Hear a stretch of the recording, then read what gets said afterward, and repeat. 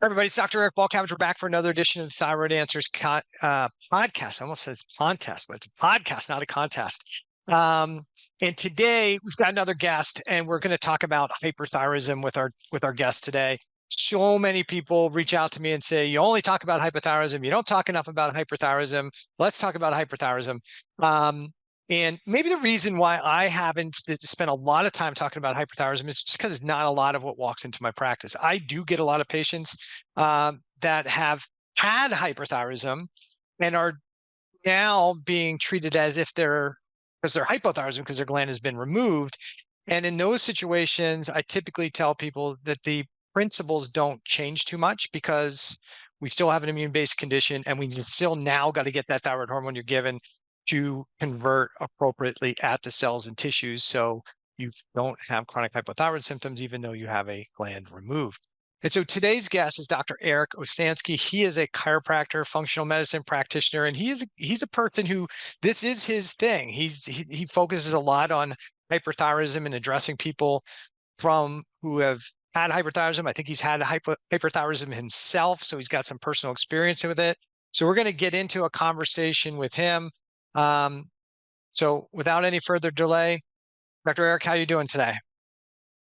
I'm doing pretty good, Dr. Eric. How are you? Pretty good. So it's funny, we had two Dr. Erics, and we'll just keep calling ourselves Eric.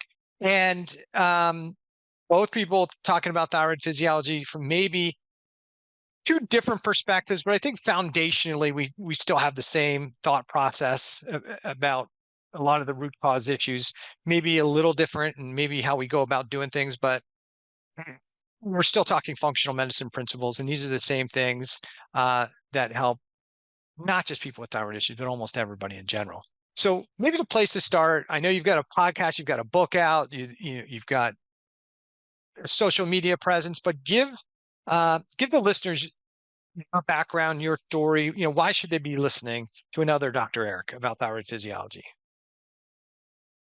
Yeah, so I mean, my journey began in 2008 when it comes to hyperthyroidism. I didn't have much experience with hyperthyroidism, and I was intentionally trying to lose weight. I was dieting, I was doing things to detoxify, and it was working. I was losing weight, and the thing is, I was losing a lot of weight, and I ended up losing 42 pounds, and it didn't take me that long to realize that something was wrong, but.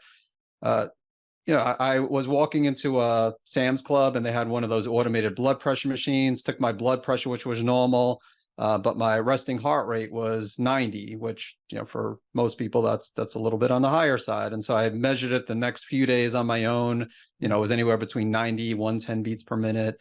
And so, I started putting the pieces of the puzzle together with the weight loss and increased appetite and scheduled an appointment with a primary care doctor who diagnosed me with hyperthyroidism. And then eventually I saw an endocrinologist and she diagnosed me with Graves disease. And there's a few different treatment options and we definitely could talk about them. The one that was recommended for me was anti-thyroid medication, methimazole, and also a beta blocker. And prior to that, I didn't have really any experience with hyperthyroidism, or Graves disease, but when attending when attending seminars to get my CE credits, I was always focusing on nutrition related courses. And there were a few that focused on thyroid and, some of the presenters spoke about some natural treatments and natural solutions. And so even though I didn't have any experience at that point, I knew I was going to at least attempt a natural treatment approach, a functional medicine approach. And so I did. I avoided the medication. I took some herbs, which we could talk about, bugleweed, motherwort in my situation, and they helped to manage the symptoms. And did a lot of things, diet and lifestyle, which I'm sure we'll talk about it as well. And just again, since this was 2008 into 2009, and since 2009, I've been maintaining a state of wellness. I've had a few scares along the way, but overall, I've been doing pretty good. And I've been working with a lot of people with hyperthyroidism just because, as you know, Hashimoto's is a lot more prevalent. And as a result, there's a lot more practitioners that focus on helping people with Hashimoto's. but there's not a lot of practitioners out there that help people with hyperthyroidism. And of course, I wouldn't be one of them if I didn't personally deal with it myself. But that's why the majority of my practice focuses on that, just because they have that connection with me based on my experience. So you're on your own health journey, right? We always think about the practitioner as being the person who should be healthy because they're given stuff, but we all have our own battles that we're covering. We live the same lives and we have the same stressors in our lives. So do you think there was already some immune inflammatory processes going on which caused you to gain some of that weight to begin with, that you thought you were overweight, or were you not really that far overweight and the 40 pounds was this was an excessive weight loss?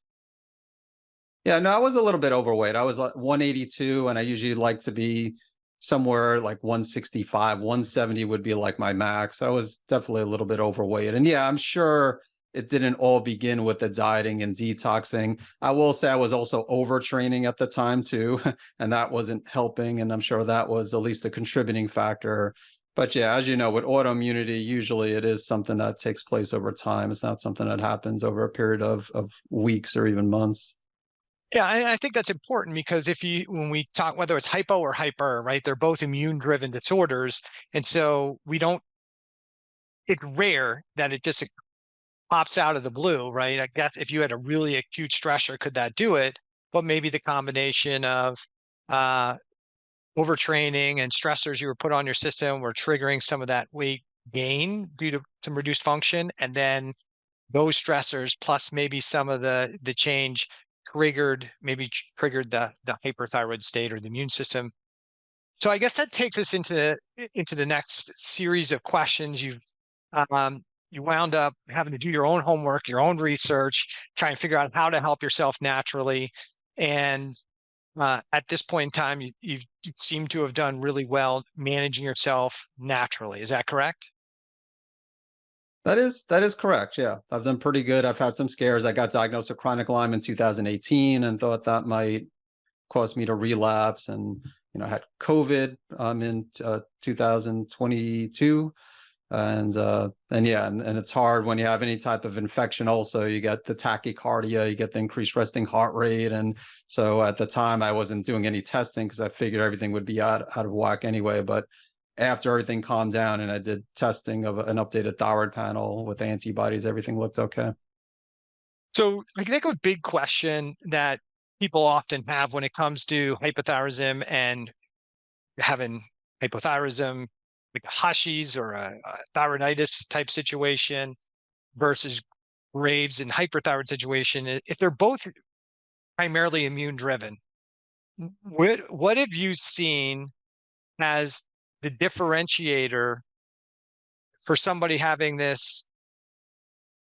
immune system causing them to have thyroiditis and eventually hypothyroidism versus having an immune activation and hyperthyroidism? What do you think? Are you aware of what might be those differentiating factors that may cause one person with an immune response to be hypo and the other person to develop hyper?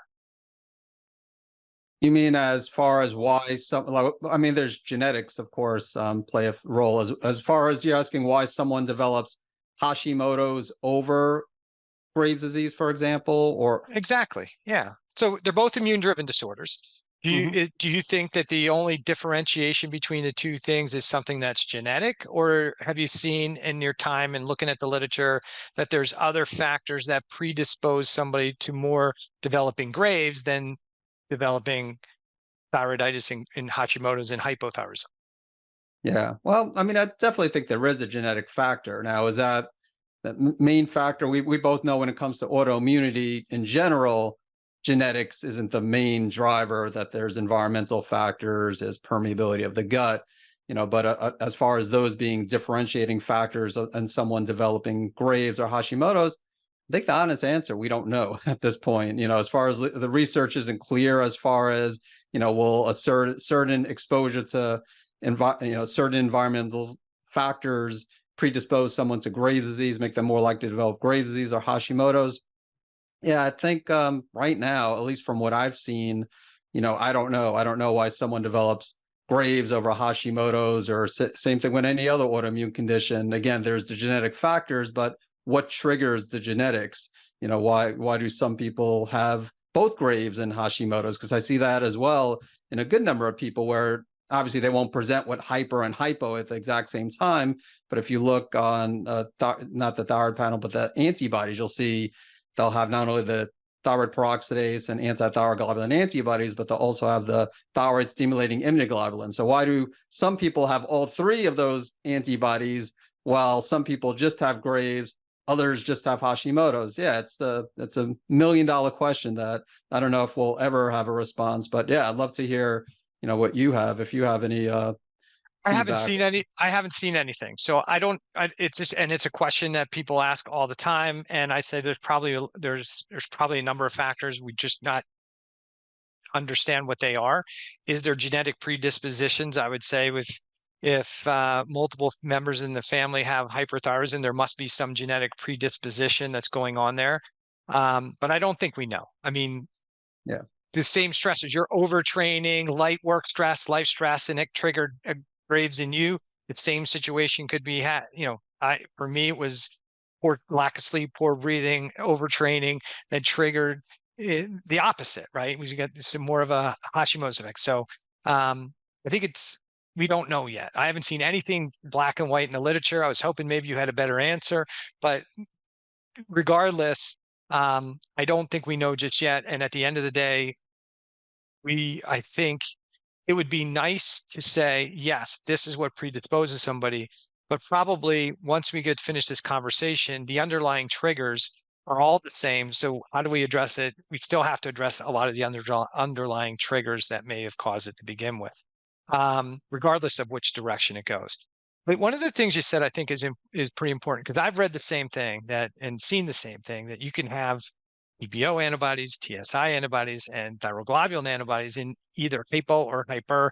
And I actually had a discussion with an endocrinologist, and I'd say disagreement, a spirited disagreement. And he said, there is no way that can happen. And I said, it absolutely happens. But if you don't ever look at the antibodies, you would never see it. But I said, I look at all those animals, I look at them all, so I do see it. And he's like, it can't happen. I'm like, how can you say that if it's already written up in the literature? But we were at button heads again on the issue.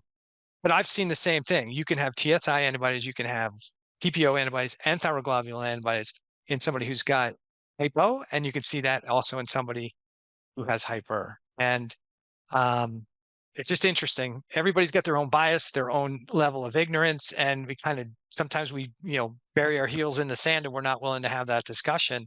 But in his situation, the other thing he mentioned was it doesn't matter, right? I'm gonna destroy the gland somehow or suppress the function, and I don't really care. And I get it. The old school. He's doing traditional allopathic perspective. I was trying to get more out of him, but I kind of took a step back and say he's not going to, it doesn't change his treatment. His treatment is to shut that excessive function down, regardless of what caused it. So anyway, let's talk about triggers. So what have you seen? Let's talk about hyperthyroidism first and what's going on in that situation. Talk about the antibodies and what happens with the TSI antibodies, the different types of antibody response, and what somebody might kind of experience as a result. Sure. So I'm sure most of your listeners, if not all of them, know that with hypothyroidism, you'll have typically TSH, thyroid stimulating hormone, on the higher side, might be within the lab range, but higher than optimal. And you'll have thyroid hormone levels, free T3 or T3, T4.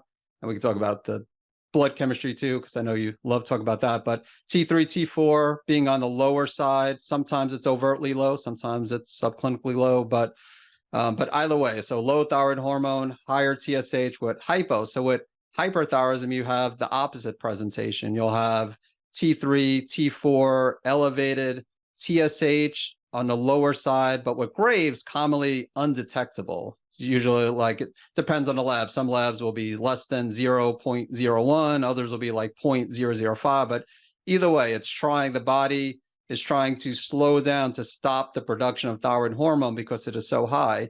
And not all, but most, just like most cases of hypothyroidism, including subclinical hypothyroidism or Hashimoto's, most cases of hyperthyroidism are Graves. And again, there's exceptions like toxic multinodular goiter, subacute thyroiditis, hashitoxicosis, which we could talk about. But in the case of Graves, you have thyroid stimulating immunoglobulins, which is a type of TSH receptor antibody.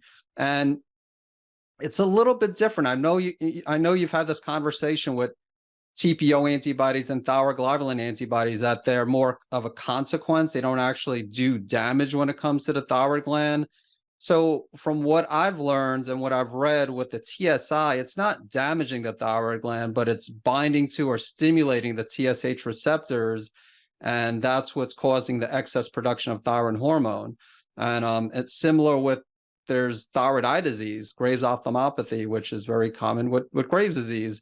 And it's also involves those thyroid stimulating immunoglobulins attacking the tissues of the eyes. Although there's a small percentage of people who get thyroid eye disease who don't have the TSI, or at least not noticeable. As you know, you can have negative antibodies, so who knows? Maybe they're there, we just can't see them. But yeah, essentially with Graves, you got elevated T3, T4, depressed TSH, and elevated TSH receptor antibodies, with the most common the thyroid stimulating immunoglobulins, because there's also blocking antibodies which are not associated with Graves, but the TSI is the one that you'd be looking for.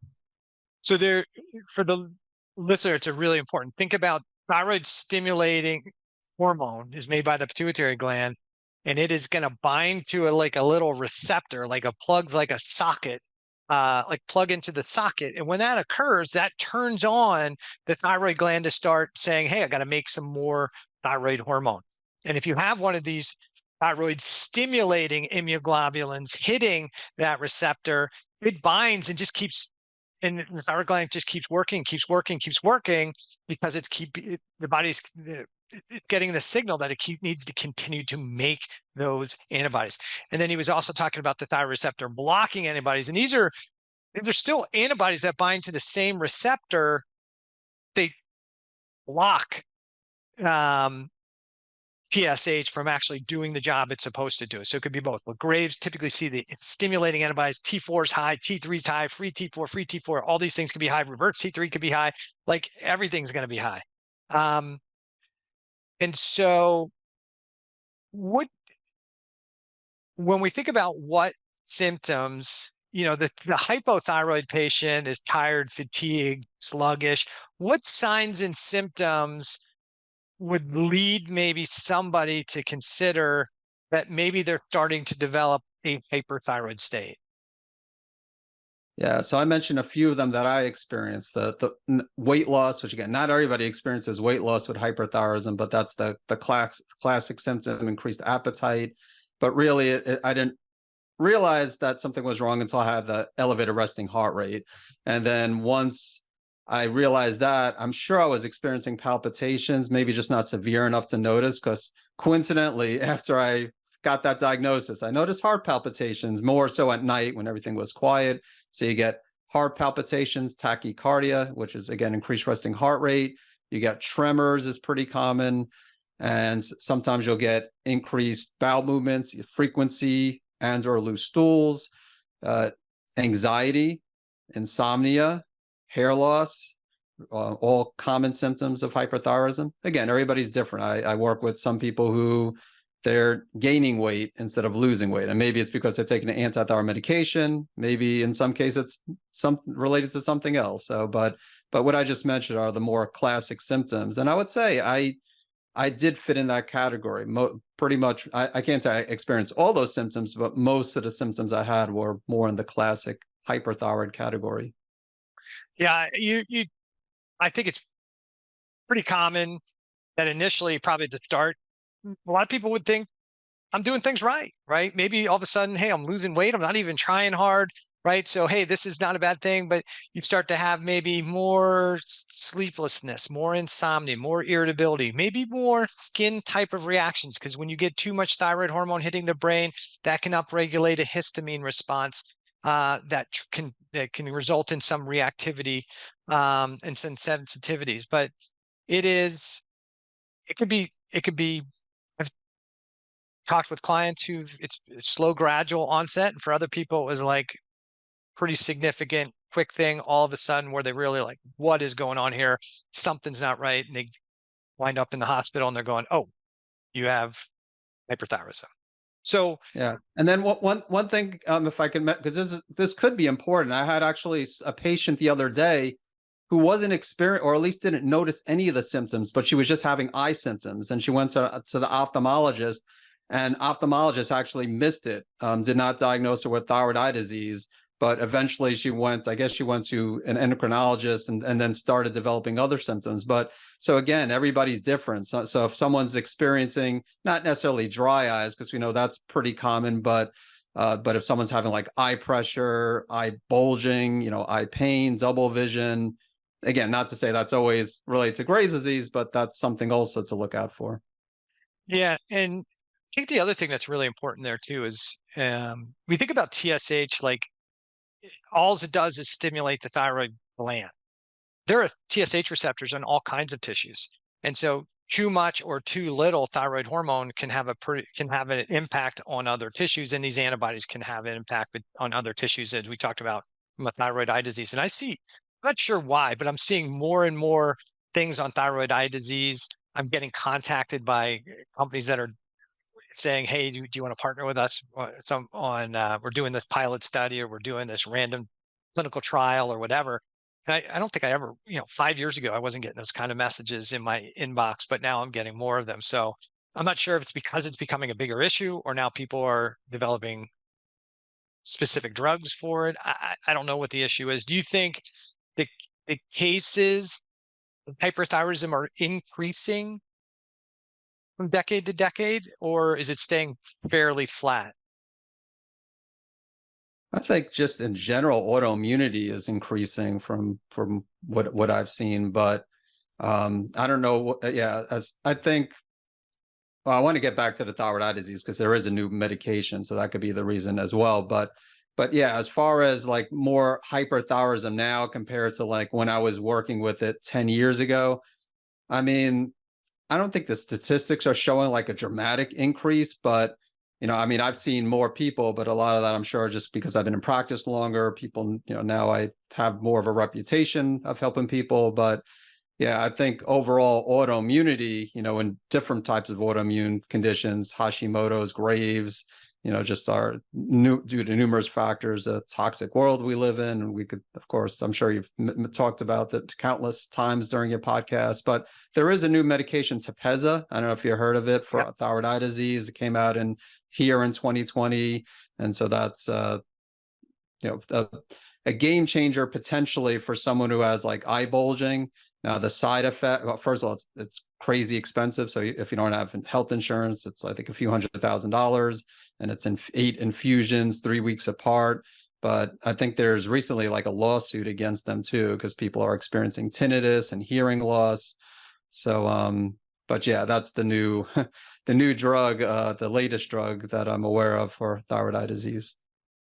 So when somebody gets diagnosed with Graves hyperthyroidism, let's talk about the traditional allopathic options, and then then we'll switch gears and we'll talk about, okay, are there alternatives from a natural perspective that can be used as well to kind of manage, because having hyperthyroidism is a more I don't think concerning is the right word, but definitely a greater worry than maybe somebody with hypothyroidism because of the potential implications of that. Maybe you should talk about that too. Let's start there.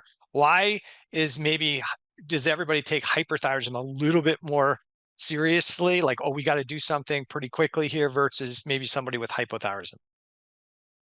Yeah, it's a great question. I mean, it definitely is something to take seriously because, too much thyroid hormone, it can have consequences on the heart. It could, again, not only, I mean, obviously raising the heart rate, but can cause atrial fibrillation, arrhythmias, There's a condition called a thyroid storm, which is a medical emergency where the heart rate gets extremely high, and people could present with other symptoms like dizziness and even like vomiting and nausea. And again, that when that happens, you don't want to take an herb like bugleweed. You want to definitely go to the ER emergency room. And it also, besides the effects on the cardiovascular system, it has an effect on bone density over time too. So that's another reason why you don't want to leave it unmanaged and just have for months, if not years, unmanaged hyperthyroidism.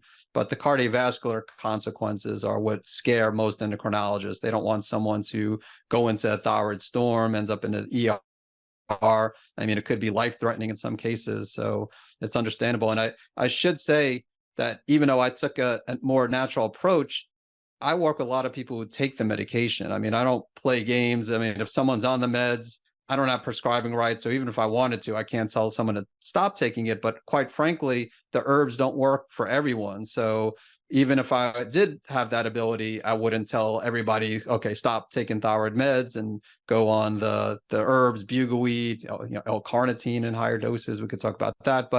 But yeah, so there is a time and place for anti-thyroid medication, such as methimazole.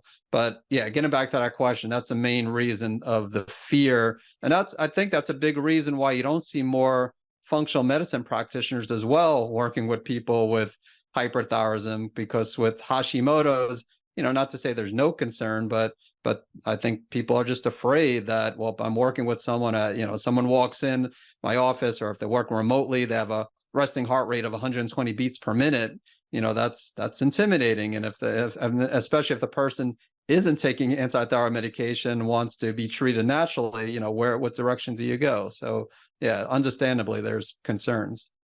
Yeah. So I think this is one of those things where, hey, we always have to make sure our client's safe first, and then we can start looking at the maybe more natural ways to address the underlying factors and even manage the condition.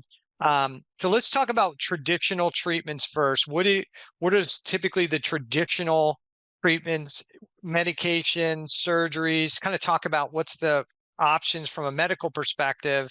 And then once somebody is stable, and you're sure, like, okay, crisis averted, what are some of the alternatives from a functional medicine perspective?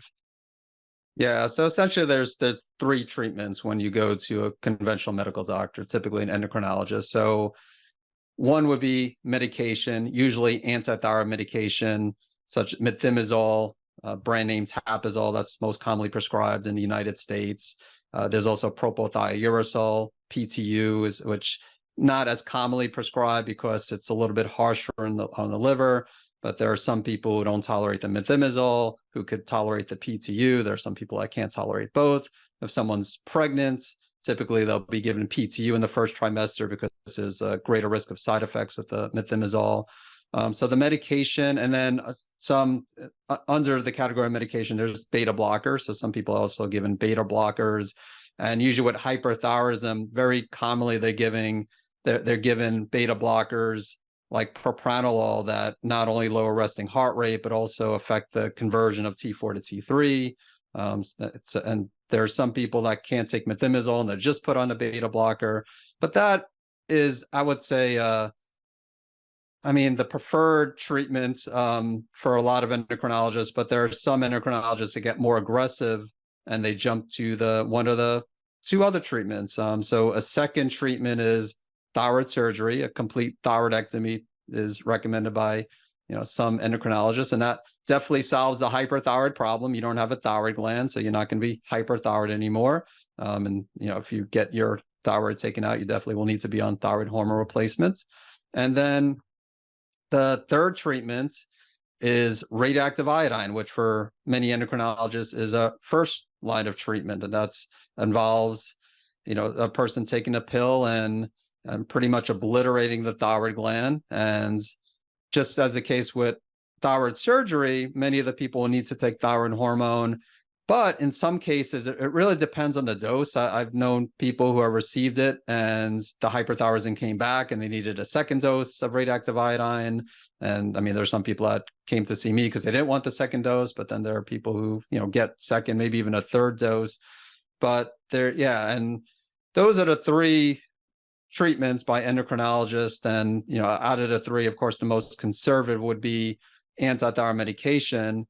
But a number of endocrinologists just don't want to go there because they figure, well, if it's not fixing the problem, like let's get rid of the thyroid, let's remove the thyroid or obliterate the thyroid so we don't have to worry about it. It's easier to manage hypothyroidism instead of hyperthyroidism. And then there's also concerns with anti-thyroid medication affecting the liver, which obviously you can monitor by just looking at the liver enzymes, but still some will put a limit. I'm going to just keep you on anti-thyroid medication for 18 months to 2 years, see how you do. If you happen to go into remission, their definition of remission, then, that everything's great. Then you don't need the radioactive iodine thyroid surgery. But if not, or if you relapse, then you'll get the radioactive iodine thyroid surgery. So it really depends on the endocrinologist. The endocrinologist I saw was conservative. She didn't really mention the radioactive iodine or surgery. She just recommended the methimazole. But I've had patient after patient tell me that the very first appointment, they're pressuring them to receive radioactive iodine, or surgery. So yeah, it really does depend on the doctor. Yeah. So we talked about cut the gland out, radioactive iodine, try and kind of burn it out. You talked about the beta blockers blocking T4 to T3, the methimazole or tapazole. What's the mechanism of action there? Because somebody might say, well, what's the difference between that and the beta blocker? So, yeah, it seems like not the beta blocker, the anti-thyroid medication is inhibiting thyroid peroxidase. So that's which thyroid peroxidase, obviously, the enzyme that plays a role in thyroid hormone production. So that's what it seems like. It's what I've read with the methimazole and the PTU is doing. So really, for the listener, in the thyroid gland, the gland is taking this thing called thyroglobulin, which has got some tyrosine on it, and it's adding iodine to this molecule to generate T4, which is 4 iodine molecules, and then T3, which is 3 iodine molecules. And so what the medication, I think what we believe the medication is doing is blocking the iodine getting put onto that thyroglobulin molecule and reducing the iodine. And so the gland's doing this with TPO. It's using iodine, using TPO to help put that on there. And so this medication may be blocking that. So that's the traditional kind of allopathic idea is, hey, we'll stop it. We'll stop the gland from making it. We'll stop the tissues from potentially converting it, or we'll just shut down the gland with either radioactive iodine, or we'll just take the gland out altogether. What none of those models really address, though, is what drove the process to begin with, and is the thing that drove the process still there? And I think that's one of the reasons we often think that you can't get better from hyperthyroidism or hypothyroidism, because in an allopathic model, they're never really looking to identify any potential factors. So if you never try to identify and address the underlying factors, yes, you will always need to manage the condition, and the gland shouldn't probably ever recover. So for the same pieces of like you're trying to kind of impact those same processes, is there some type of, and we're not telling you what to do. We're not prescribing supplementation. We're not prescribing medication. Let's make sure we have that. But are there supplements that you've seen that can have an impact on reducing gland production, that excessive production that might match what maybe the methimazole might be doing? Yeah, so I mentioned earlier bugleweed, also called Lycopus. There's a few different Lycopus virginicus, Lycopus europaeus, but bugleweed helps to also lower thyroid hormones. And the mechanism not as clear. Again, some say the same thing affecting the thyroid peroxidase. Others say it inhibits, like it binds to the TSH receptors and prevents like the antibodies, the thyroid stimulating immunoglobulins from binding. I know there's also lemon balm that seems to be a mechanism of lemon balm binding to the TSH receptors. But so I found though that bugleweed is more effective for whatever reason as far as helping to lower thyroid hormone levels. Lemon balm has more of a calming effect, but I don't see it as a strong anti-thyroid agent. I mean, bugleweed I don't see as a strong anti-thyroid agent when compared to like the methimazole, but it does work in a lot of people with hyperthyroidism. It worked well for me. And then I mentioned earlier briefly L-carnitine. So L-carnitine in lower doses, a lot of people take in general, so doesn't seem to affect thyroid hormone in lower doses. But if you look at some of the studies, it shows that when taken in higher doses, specifically 2,000 to 4,000 milligrams, it blocks the entry of T4, T3 into the cell. I guess more so T3. And again, so that's how it helps with hyperthyroidism. And there's a few studies. One interesting study shows, and I wouldn't recommend it for this purpose, but they say it could be used in cases of thyroid storm. So again, I would not use any of these natural agents in cases of thyroid storm, but if you look, you'll find that's probably, you just look L-carnitine thyroid storm PubMed, you'll find that study. So yeah, I mean, I've had a lot of success with bugleweed. Some people will take bugleweed combined with L-carnitine. I mean, I'm a little bit biased because I personally took bugleweed when I dealt with Graves, but honestly I wasn't aware of the effects of L-carnitine. I was just, this is from taking the CE credits from the seminars, I learned about bugleweed, I learned about motherwort. I had no idea about L-carnitine, had no idea about lemon balm at the time. Even though lemon balm is also pretty popular. There's thyroid formulas that have bugleweed, motherwort, and lemon balm, and some people will take those.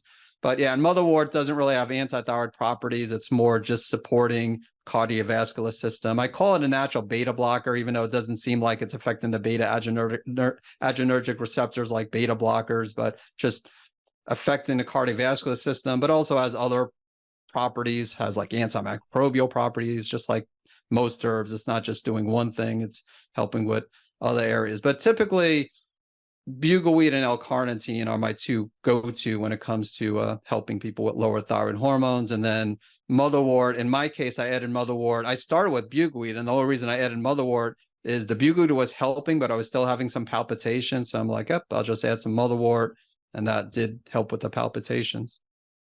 So carnitine, there's different forms of it. What have you learned about the different forms of carnitine, and do they seem to have different forms have different impact? Yeah, when it comes to hyperthyroidism, the main one is tartrate. L-carnitine tartrate in the research seems to be helping. I mean, I've had people take L-carnitine tartrate and acetyl L-carnitine just on their own and say that they've noticed the difference. With those people, I've still noticed the difference if they just focused on the tartrate and not mixing the two.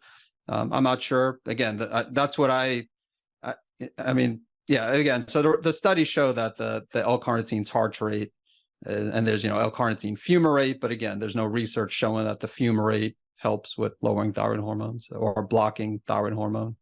Perfect. So somehow step one is to make sure our patient's safe, whether we're doing a medical intervention initially to get them safe, and then potentially they transition if they want to do something more natural, one of these natural options. But I don't think you're stopping there, right? What's the next step with most of your clients? Are you trying to address some of the factors that may be driving this immune cascade, or do you not pay attention to those things? Oh, definitely do. Just like most, or you would hope most functional medicine practitioners doing something for the immune system activation. And so, I mean, just like I would think most practitioners or most natural practitioners, they start with diet, lifestyle. So if someone, you could do I like doing some tests, but you could do all the tests in the world, you give all the supplements in the world, but if someone's still eating fast food every day and, drinking soda pop, they're probably not going to get optimal results. If someone's stressed out all the time and they're ignoring that, or overtraining like I was doing. Again, they're not I definitely, the next step would be focus on diet and lifestyle. And obviously there's no perfect diet that fits everyone. I mean, there's paleo, there's AIP. I mean, those are great diets. I mean, some people do well with carnivore and autoimmunity, but I mean, I think we both agree the key is whole healthy foods. Just trying to avoid refined food, sugars. Again, I mentioned the fast food. We could have an argument: should people eat grain? Should people avoid legumes and nightshades and all that? But the first step is, if you're eating at McDonald's every day, you need to stop doing that. If you're, eating Hershey bars or whatever, whatever junk you're eating, you need to hopefully quickly make that transition. But, if you go to McDonald's every day and you're now cutting it down to twice a week, hey, that's a step in the right direction.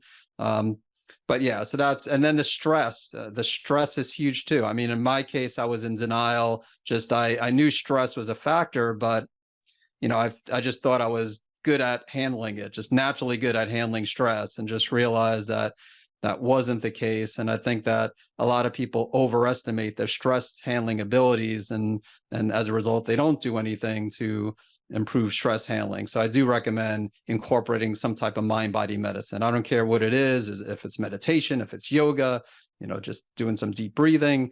But I do believe people should be doing something every day to block out time for stress management.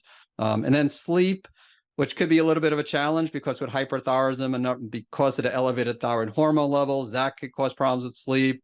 Obviously, cortisol imbalances and blood sugar. I mean, there's a lot of factors that can cause sleep. So sometimes it's a little bit of a catch-22, as you know, just trying to get the person more sleep.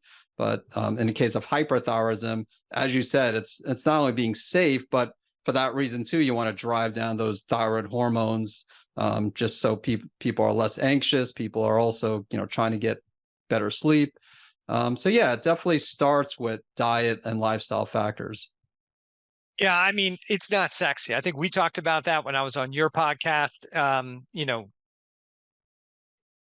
To be fair to our peers in the industry, everybody's got something they're trying to promote or sell, and I get it, no problem.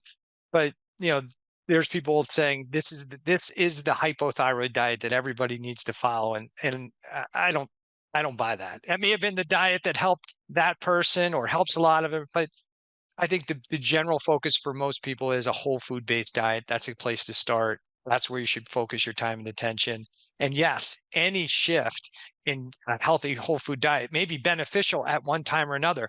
There are people that argue that a carnivore diet is unhealthy, but then there's a whole bunch of people that have immune disorders and say, man, my immune issues got so much better. Why is that? Well, probably because when you changed your diet, you changed your biome, that changed the regulation of your immune system. And therefore that may be why that was so beneficial. Should you live there for the rest of your life?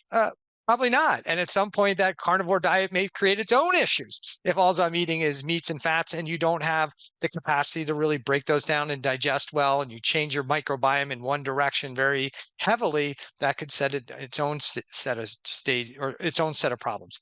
And we also have to consider what we're doing, right? Like what are my goals? What are my objectives? What am I trying to accomplish? How much training am I do? Am I trying to live? Am I trying to gain muscle mass? Am I trying to get lean? Am I training for a race? What am I trying to do? I think that takes into consideration what type of diet might be best for us and what our caloric needs are, our macros, what those things look like. But I think that foundationally, everybody should start with very simple concepts, right? And they don't require you or me for the most part. You don't really need you or me to tell them eat a whole food diet. They don't really need me or you to tell them, hey, you got to protect your sleep time and work on some strategies. It's helpful to have a coach, but technically these are all the free things that people can do. And it's usually breakdown in a lot of those things that create the problem we have, right? So once you start working with these people, is there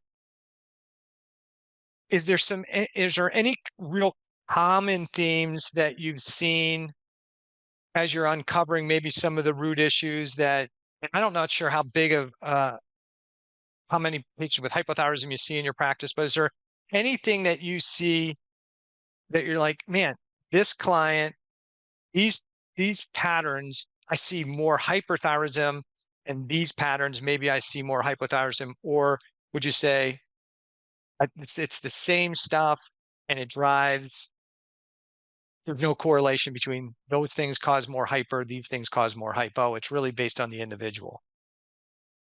Yeah, one challenge, as you know, is that there's not like one trigger. There's usually multiple imbalances. So, like for example, I like testing adrenals. Not everybody tests adrenals. Some people just say block out time for stress management, which I do. But again, I like to see, like when I dealt with Graves, I did an adrenal saliva test. Everything was low. Cortisol was low. DHEA was low. Secretory IgA was low. And I think if anything, it just made me realize that stress was a factor. And then I was able to eventually retest and just see the improvements in that. But I can't say that everybody with Graves or like 90% of people with Graves have a low cortisol pattern. There's a good number of people that have, higher cortisol. And again, we could say, well, is it a higher just because, they had a headache in the morning or just it was a stressful morning? And obviously we have to sometimes do detective work. But so with adrenals, I think it's safe to say most people do have stress and adrenal imbalances as a factor. I don't think there's any consistent pattern. Same thing if I do like a dried urine test, like Dutch testing, I can't say that most people have like a elevated 4-hydroxy estrogen metabolite.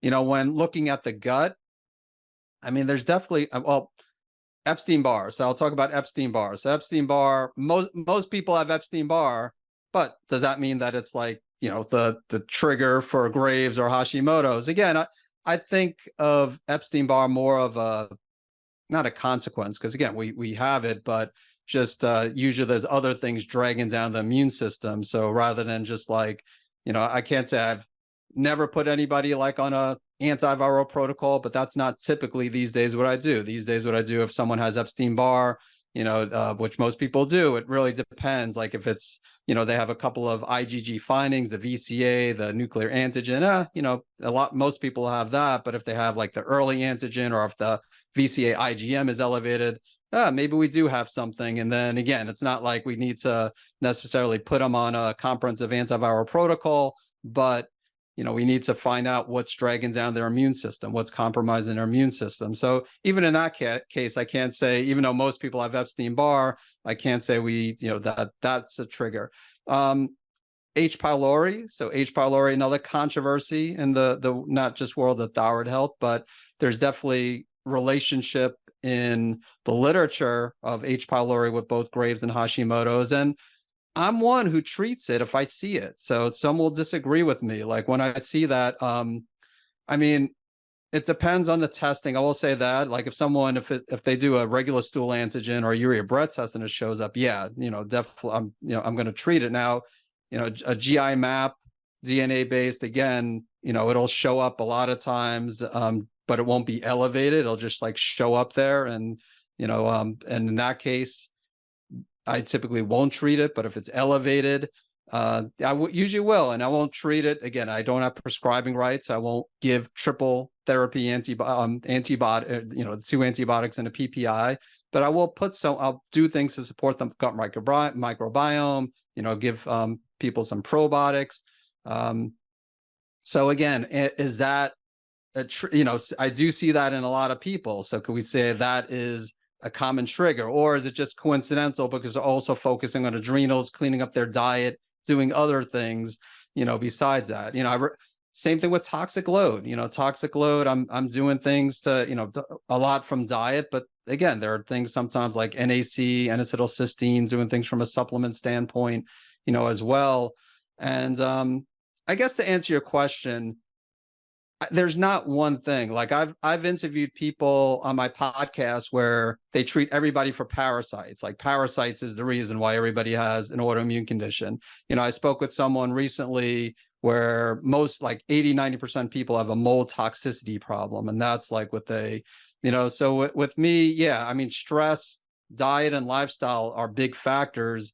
And yeah, I do dig deeper at other times, but I can't say I've seen like 70% of people with toxic mold, and that's the reason why they have Graves, or blastocystis hominis, which is another controversy because some say kill it every time you see it, some say it's more commensal. But yeah, so to me, it's it's usually multiple things going on. And again, sometimes it is hard to pinpoint exactly why, honestly, why someone gets better. And I was going to say, I really don't care as long as someone does get better and they're able to avoid the radioactive iodine, the thyroid surgery, and obviously, stay off the antithyroid medication. I think that's what gets, I think that's why allopathic medicine doesn't try and address the cause in either one, because they know we haven't been able to identify one thing that it is, and they like a one thing model. I think it's the thing in functional medicine that creates a lot of frustration for the client, because you'll hear that I had somebody on my podcast, and maybe it was the same person making the rounds onto our podcast, who said everybody has parasites. I'm like, okay, so you might be right. Tell me how you identify. How are we identifying that that's the case? I just make the default that everybody's got them. But how do you know that parasites are the issue? How do you know they have them? How do you know which parasite? How do you know what the treatment is? And how do you know that that's the issue? And that was the questions. They couldn't answer those questions. They just say, this is my belief, and I treat everybody as if, and my patients get better. That's great. Is it accurate? I don't know. Is it placebo? I don't know. Could they be right? I don't know. I just want to, but if we're that certain, then that's the cause. And we should really be developing ways to identify and confirm. So that would make this whole process similar. But I don't think it's the thing. I think it's the load. And that's what the tough part is. Somebody goes from clinician to clinician. This person says it's for sure it's mold. This person says it's H. pylori. This person says it's Lyme disease. This person says it's co-infection. So they treat that 30 days, 90 days, doesn't work. Oh, next one. Oh, no.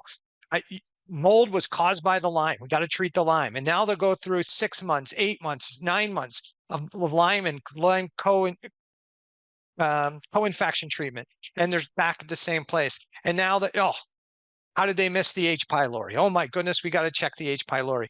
And then you have the other people that are like, no, it's mineral deficiencies. You just need to give them more minerals. Okay, wait a second. Maybe it's a lot of different factors. I don't think it's as simple as you're just deficient in a couple minerals, because if you're deficient in a bunch of minerals, then you probably have a malabsorption issue and other issues going on, not just either have a bad diet, bad digestion, poor absorption, or malabsorption issues if you're eating, especially if you're eating a healthy diet. Why would I just have, we've got calcium, magnesium, all these things are off. And why do we think if those things are off, that if I magically put just a specific amount of minerals in, it's going to fix it, right? Maybe the body's using those minerals what's more appropriate. So I think that creates a lot of frustration. And I think for the listener, you'll hear me talk about the load more than the thing more often, because I think that's it.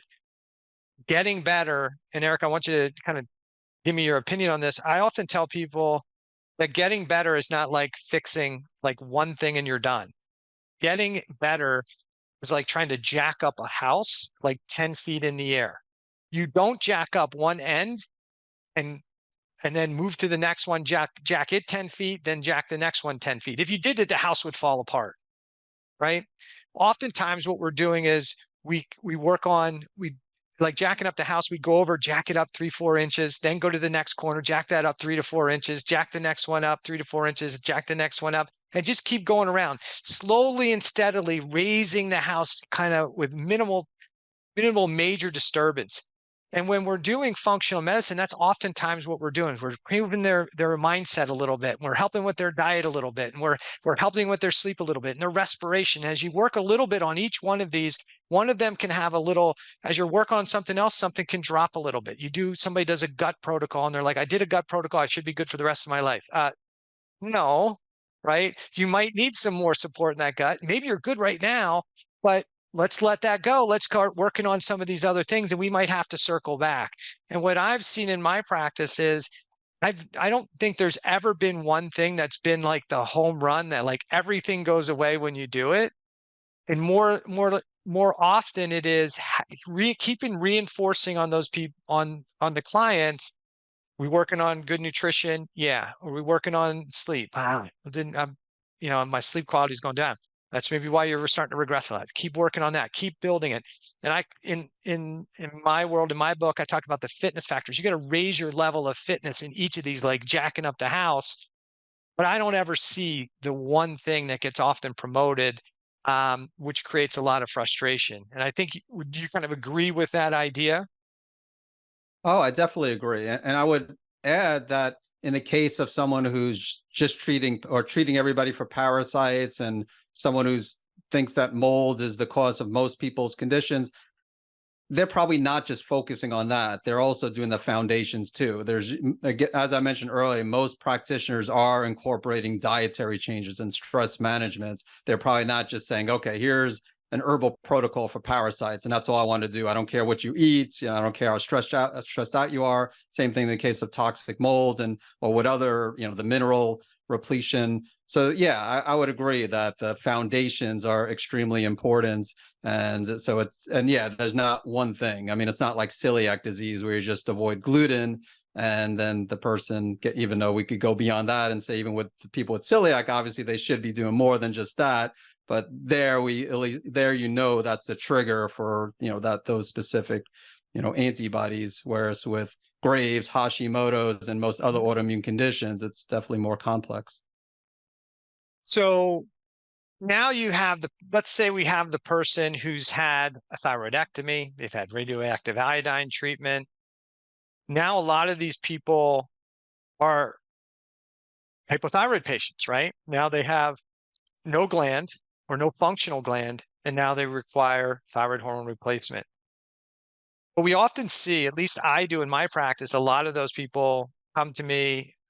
Yeah, they say I have hyperthyroidism, I had Graves disease, I had the treatment done, and I'm on thyroid medication, and I don't feel and function better. And they're wondering why. What's your do you see those types of clients? And then how do you explain to them why this isn't working? We've taken out the dysfunctional gland. Why isn't the thyroid hormone working? Yeah, I mean, I can't say that describes most people. Most people I see have their thyroid intact and they're trying to save the thyroid, but I do see people with hypothyroidism, Hashimoto's as well. And yeah, it comes down to what we've been talking about. It's not just the thyroid. The problem goes beyond the thyroid. There's, other imbalances that they need to address. Again, the foundations themselves, like we just spoke about, the diet, the stress management. I mean, obviously there are some people that maybe they're not taking enough thyroid hormone. Maybe they're not taking the right type of thyroid hormone. Maybe they're on Synthroid and they'll do better with desiccated thyroid hormone. But I mean, without question, if they got the thyroidectomy, they need thyroid hormone. So there's no question about that. But if they're taking thyroid hormone and maybe even it's been adjusted a few times, by the endocrinologist, and, they're still not feeling good, I'm looking elsewhere. And that's usually why they're coming to me or you or another functional medicine practitioner, because they know that the endocrinologist, all they're doing is adjusting the thyroid hormone and not doing anything to clean up their diet, encourage them to clean up their diet and lower their stress and get more sleep and reduce their toxic burden. But for the listener, what I think this kind of leans towards is what I talk about all the time is just because your gland makes thyroid hormone, or just because we put thyroid hormone into your bloodstream, doesn't mean the cells and tissues are going to use it the way we want it to. The cells have the ability to determine, do they want to increase or decrease their metabolism based on the stress load that's on those cells or tissues. So you could be a person who had hyperthyroidism and still have this kind of tissue dysregulation going on. You could be the person who has hyperthyroidism and has their gland destroyed, removed, and now is on medication and still have this tissue dysregulation going on. And now you're the person who's going to have maybe hypothyroid symptoms despite the medication. And you'll be in the same category as a lot of our Hashimoto's hypothyroid patients who are, as the doctor's trying to increase that dose to try and manage your symptoms, is now triggering more of a hyperthyroid effect and to one degree, and also some hypothyroid signs and symptoms at the same time, which I see happening fairly frequently in those patients that had hyperthyroidism. Now, there's a discussion that the thyroid gland, once damaged, once destroyed, cannot regenerate. What's your take on that? I disagree. I mean, I think there's without question it's slower to regenerate than other areas of the body, such as the liver, the gut lining. Again, I mentioned the case where, I mean, this is a little bit different. Like if someone receives radioactive iodine, sometimes it's just that they haven't received a high enough response, but I mean, a high enough dose. But I have seen people where they received radioactive iodine and it seemed like it worked, obliterated the thyroid gland, and 10 years later, the hyperthyroidism returned. And same thing with Hashimoto's. I mean, there are people that, have had Hashimoto's for quite a long time, and, they've been able to have the thyroid hormone dose that they're on decreased. I mean, arguably, the longer you're on it, the more difficult it is to get off, but yeah, I mean, from what I've seen, it can regenerate, but it's a longer process. If someone is looking, and again, there are people who definitely need to be on thyroid hormone replacement for good, even those who have not received radioactive iodine thyroid surgery. I'm not sure what your perspective are, but there are people that have a thyroid gland and they've been on, they've had Hashimoto's for a long time. They're on a higher dose to thyroid hormone. Not to say they can't get the thyroid hormone decreased in some cases, maybe even get off of it. But again, I can't say that everybody who comes sees me who has an intact thyroid gland for hypothyroidism gets off thyroid hormone. Now, again, to be fair, I'm seeing a lot more people with hyperthyroidism Graves, than I am Hashimoto. So the sample size is smaller compared to those with hyperthyroidism. But yeah, but from what I've seen, what I understand, that there is regeneration. I mean, we thought that with the cells of the brain as well, with the neurons, and there was no plasticity and no ability to regenerate. So yeah, it's definitely not like the liver or the gut or some other areas, but yeah, from what I've seen, there is some regenerative ability. Yeah, I think the literature, I think from what I've read in the literature, it takes about 8 years for a thyroid gland to kind of cells to turn over. So it can be a slower process. I think in 28 years of being in practice, I've had half a dozen thyroidectomy clients have at least part of their thyroid gland grow back over time. Matter of fact, probably 2 to 3 months ago, one of my clients was like, "Hey, I went back to my endocrinologist, and she had been a hyperthyroid patient, had a thyroidectomy, been on medication, struggling with their still chronic signs and symptoms, and we worked through our functional medicine principles, worked on a bunch of things, kept having the need to decrease and decrease and decrease and decrease the dose, and we got to a point, and we were like, I don't think you need medication. I mean, based on this, and I don't prescribe either. I just kept sending her back to the prescribing doctor and saying, "Hey, I think she's over medicated again." And the doctor's like, this cannot be. She doesn't have a thyroid gland." And so they sent her back to the surgeon who did the thyroidectomy. He did an ultrasound. He's like, "Half your gland has grown back."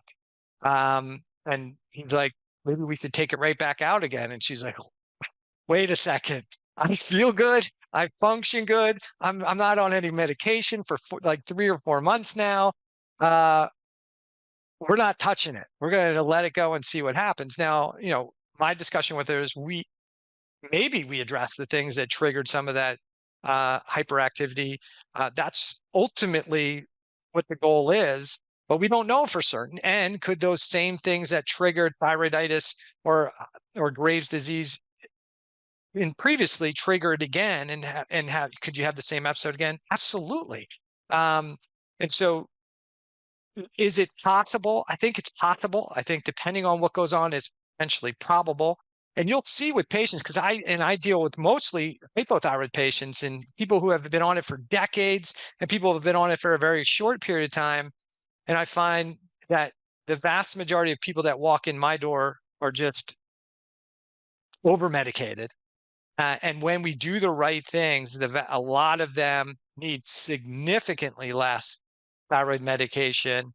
A lot of them can have down to like almost nothing, and a lot of my patients wind up not needing it. I think a lot of those people never needed it to begin with because they were prescribed it inappropriately.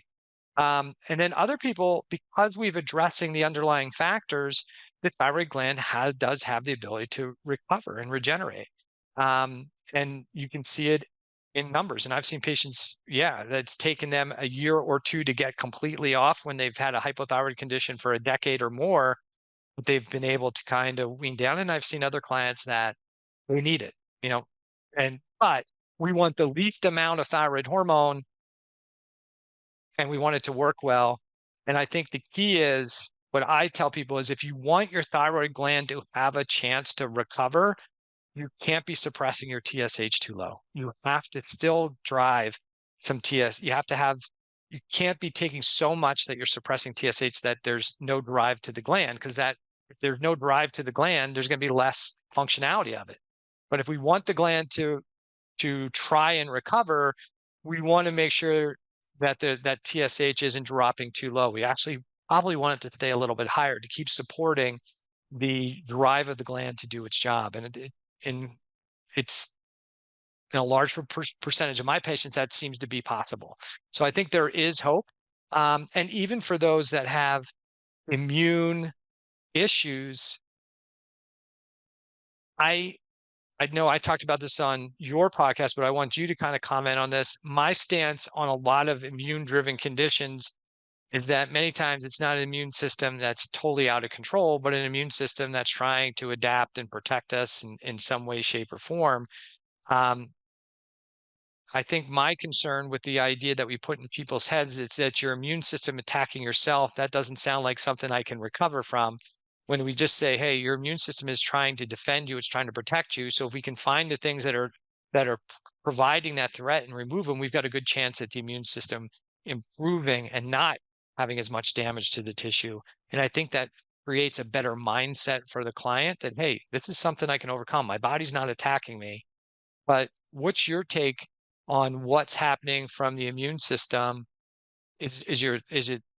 Are you along the lines with the camp that says the immune system's out of control, we need to suppress it? Or do you think it's more an adaptive response to some type of excessive stress? Yeah, I definitely agree with the latter. I mean, I like to use the word immunomodulation more than immunosuppression, just trying Mhm. to do things to modulate the immune system. But yeah, I don't think of it as, just crazy out of control and just causing, crazy amount of damage. So I agree with you as far as doing more to, to modulate. I mean, sometimes I use the words calm down the immune system. I mean, just even though we could argue, are we really trying to calm down the immune system? But yeah, I rarely do I say like, like the immune system is, overactive and we need to do things to suppress the immune system. Sometimes I'll talk a little bit about the Th17 and T regulatory cells and just talk about how T regulatory cells help to suppress autoimmunity and keep autoimmunity in check. So I'll talk about how we need to do things to increase those T regs and T without getting too technical, of course, but that's really the extent as far as immune suppression. I won't say like we directly need to you need to take these supplements to suppress the immune system. It's more modulating the immune system, getting more of those T regs, less of the Th17.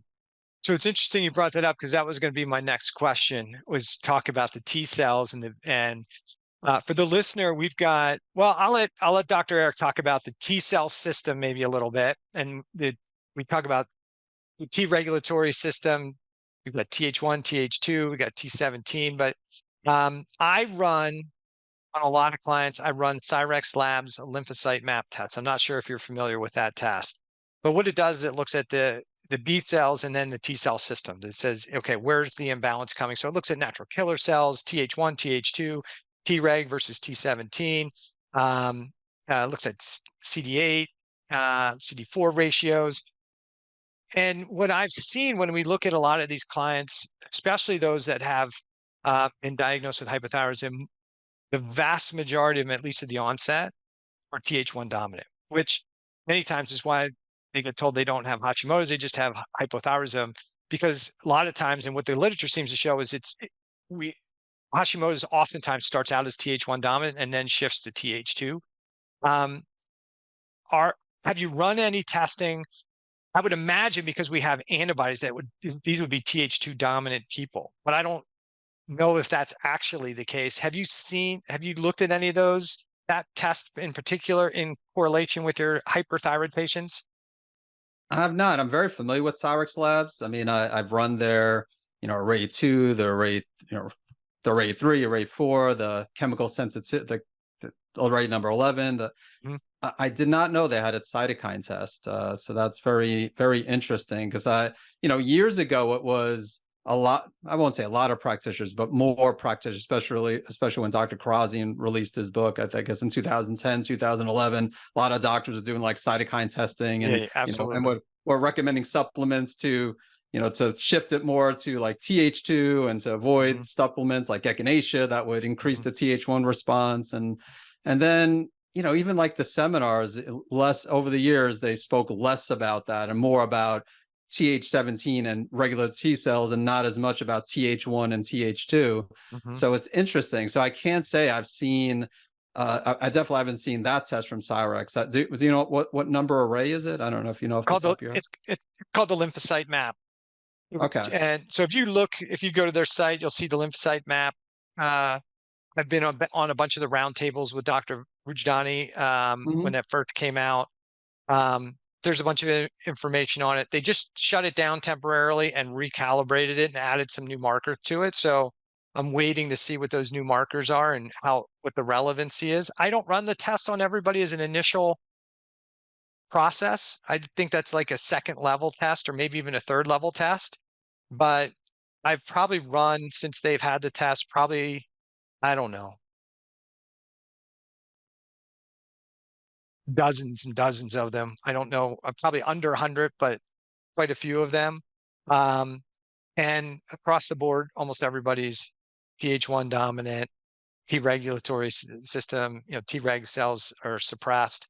Um, and so, that's why I make that comment, like probably everybody who gets diagnosed with hypothyroidism who doesn't have iodine deficiency has an immune driven process. And people say, well, my antibodies aren't positive. Well, everybody's probably early on Th1 dominant. And that's kind of seems what that holds out. But talk about T regulatory cells, what their job is, and how do we influence them?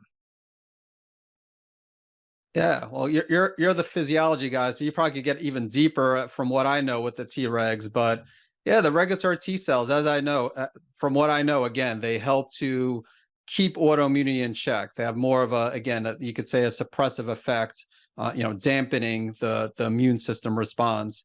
And as far as what increases them, I mean, there's certain like selenium, vitamin I was gonna say I'm saying vitamin D, even though I know we're running out of time here. So you spoke a lot about vitamin D and testing for vitamin D. So I guess we won't go there here. But vitamin D potentially, I believe the research shows that also could help increase regulatory T cells. Vitamin A could help increase regulatory T cells. I believe even probiotics help to increase T regs.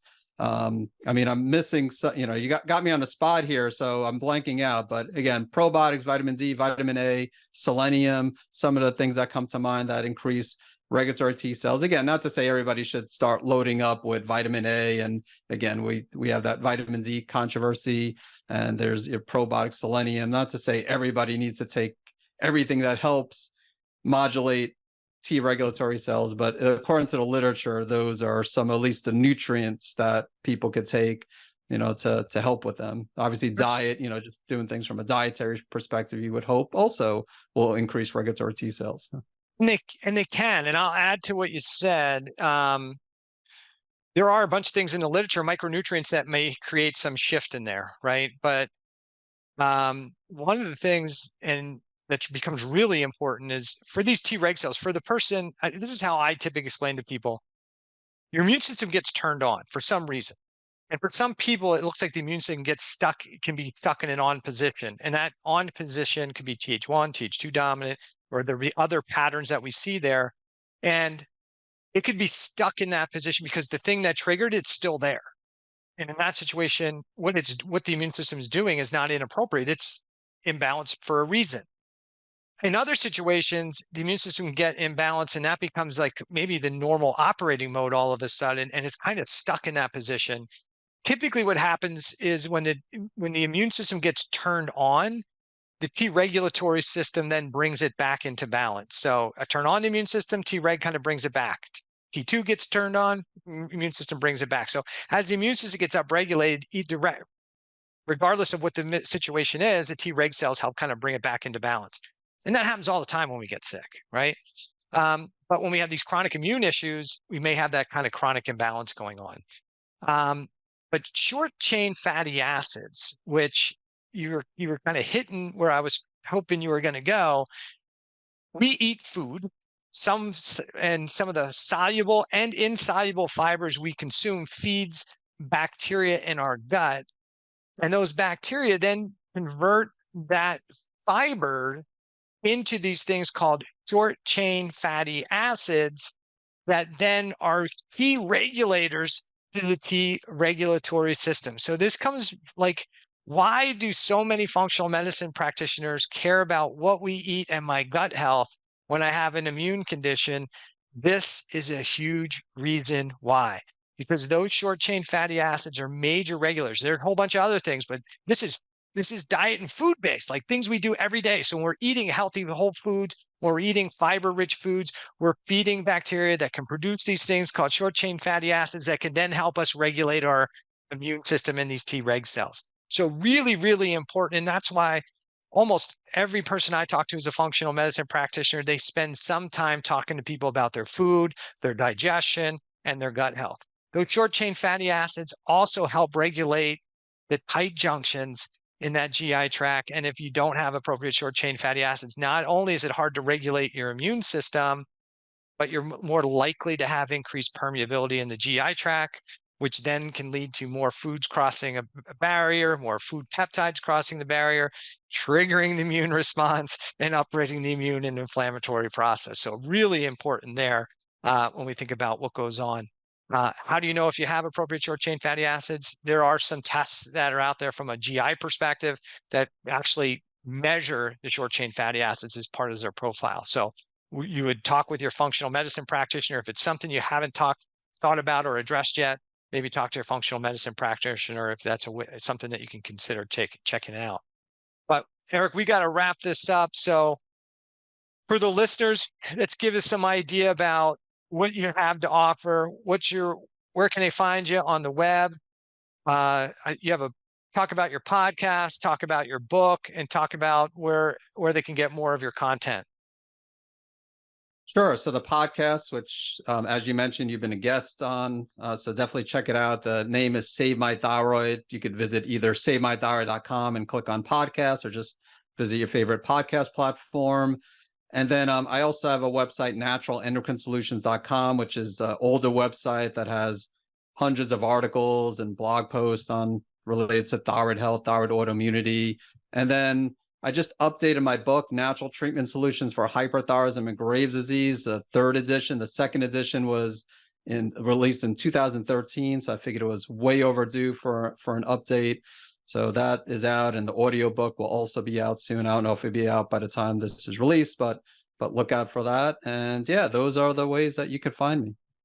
Awesome. Eric, I appreciate you coming on the podcast. It was a great discussion. For the listeners, I hope you got a lot out of this. I've been getting a lot of asks for a podcast on hyperthyroidism. So we had it. I think we kept it understandable for just about everybody to understand. Hey, there's key concepts here. We don't really know what drives it. There's allopathic and potentially functional medicine ways to kind of manage it potentially. And at the root of it, you still have the same foundational things that you have to address: diet, lifestyle, digestion, sleep, respiration, emotional stress, environmental stressors. It doesn't matter what the condition is, whether you have hypo, high blood pressure, overweight, diabetes, whatever. You have to work on these foundational things. You just can't ignore those things if you truly want to be or have a higher state of health. So we'll wrap it up. Eric, once again, thanks for joining us on the podcast, and we'll look forward to maybe having you back on in sometime in the future. All right. All right. Sounds good. Thanks for having me, Doc.